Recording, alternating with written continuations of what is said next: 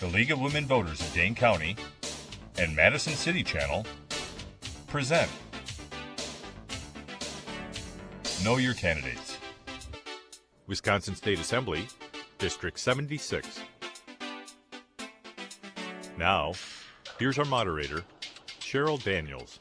Welcome to Madison City Channel's Know Your Candidates interviews, co-sponsored by the League of Women Voters of Dane County.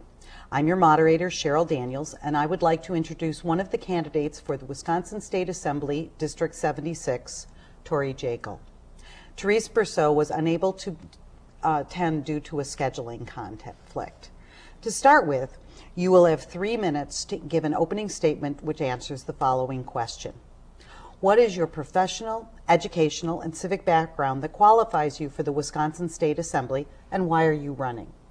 Thank you, and thanks for having me, or thanks to the League of Women Voters for putting this on and giving the candidates a chance to get their messages out. I appreciate that. I grew up in Madison, and I've lived here my entire life, going to school here, grade school. I went to the University of Wisconsin, Madison, where I got my bachelor's in business administration. I've lived here since then. My family owns a business based here in Madison, and I'm currently running that along with my brother and father.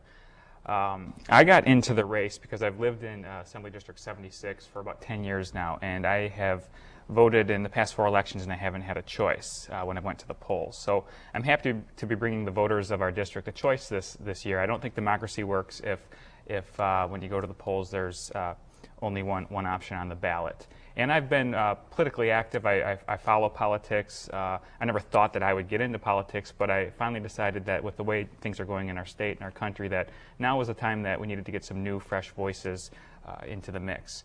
When it comes to government experience, I really don't have any. I'm not going to beat around the bush and tell you I have more experience than my opponent. She's been in office for 12 years. She's lived and breathed state politics for all those 12 years. Prior to that, she held other government positions. So I don't have that experience. But what I do know is that right now, the average tenure of the people in our state legislature is over 9 years. And it's people that have had that long tenure that have got us to the point we're at now with a $2.5 billion budget deficit. We entered this recession with one of the lowest reserves of any state in the country, which greatly hindered our ability to weather this financial storm. And in addition, the state's debt has been rising precipitously for years. So that's where experience has gotten us. So I think it's time to turn away from looking at career politicians or politicians who have been in office a long time and start looking at creative, thoughtful citizens with successful private sector experience. I think having people in the state capitol that have government experience, I think that's good, but I think it's good to have different ideas in there too. People from the outside who have spent a lot of time in the private sector, and that's what I bring to this race. And you know, a lot of people out there are upset right now, and I understand that, and I'm one of them. But I urge you to ask yourself, I'm an independent, I urge you to ask yourself, does the state right now need more run-of-the-mill Republican and Democratic legislators, or could it use more independent people such as myself who are fiscally responsible, socially tolerant, and bring a new perspective to public policy ideas that is currently lacking inside the state capitol? Okay. Each of the following questions will require an answer of about 2 minutes from you. What do you believe is the most urgent issue for your district, and what would you do about it? Well, the most urgent issue, there's really 3, and I'll talk more about one of those, but the 3 that are out there is the $2.5 billion deficit the state is facing, because if and until that gets solved, it hinders our ability to do everything else that we want to do, whether it's funding for education, the environment, for healthcare, for things like that. That has to be fixed. So that's first and foremost. But also, obviously, jobs. I mean, everyone's concerned about the economy and their job right now, and that's the #1 concern too.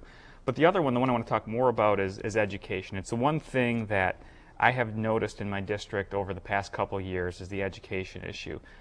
People aren't always comfortable with their neighborhood school or with the way things are going with education in our district right now. I think most parents want an education system that is innovative, that's flexible, that's responsive to their needs. And what I'm seeing is, I don't think a lot of parents are seeing that right now. And some of the ideas that I have that I think could help change that would be, I think we need to add a little bit more competition into our education system. I think running it now as we have it, it's pretty much a government-run monopoly. And my thought is if it was run more where people had choices about where to send their children to school, and that can take many different forms. It can take the form of vouchers, it can take the form of tuition tax credits, it can take the form of charter schools or virtual schools. The more choices we can give parents and get schools competing for students, I think they'll be more responsive to parents' needs, and I think that'll bring about a better education for our children at probably a lower cost too. Okay. If you are elected, you are coming into the legislature during a continuing economic downturn and a significant gap between revenues and spending. What do you believe are the most important priorities the legislature should address in the budget? Well, as I said, the first thing was, as I already said, that the deficit's the first priority they have to address. That has to be addressed because we can't continue with a $2.5 billion budget deficit, which that's a 2-year budget deficit because the states does a 2-year budget. So really, if you can either raise revenues or cut spending in 1 year by half that over the 2 years, you've made it up. So the problem might not be as big as we think, but it's still significant. So that has to be fixed. But the other big thing that you hear a lot of people talking about, and I agree with, is the school funding formula. That really needs to be addressed and really needs to be fixed.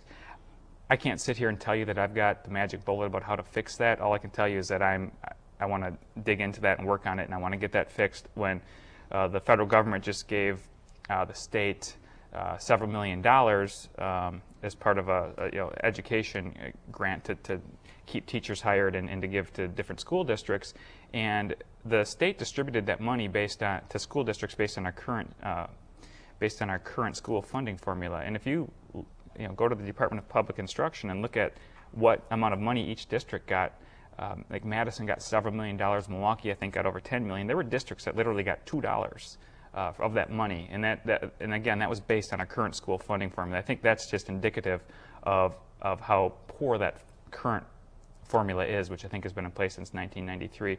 I would like to see a system where each child gets at least a guaranteed minimum level of funding. I know there's a lot of things that have to go into the school funding formula. You've got different districts have different property values, they have different demographics, different income levels. All that has to go into it. But I think we need to make sure that we have a system that guarantees a minimum funding per child. Okay. If you are elected, you will be coming into a legislature with a large number of new legislators. However, confidence in the legislature's ability to accomplish anything of a significance to help the state appears to be very low. What do you believe are the most important steps the legislature should take to regain the public's trust? There's a couple steps I think that they can take. And the first thing I'll say is I think it comes down to voters to start electing people who they think are honest and good, hardworking individuals, people who aren't beholden to special interests, such as myself, who I'm running a small, low-budget campaign with no special interest money. But I think that the main thing is to start being honest. They've got to stop using gimmicks, budgetary gimmicks. The last couple of budgets have been balanced only through accounting maneuvers, borrowing money from the transportation fund to move to the general fund, and then borrowing to add it back into the transportation fund. That's dishonest. Also, it goes against the Wisconsin Constitution, which doesn't allow for borrowing to fund ongoing programs. So that's one, start being honest. Number two, we have to fix this, the fiscal mess we're in, the $2.5 billion budget deficit. That'll restore confidence right there.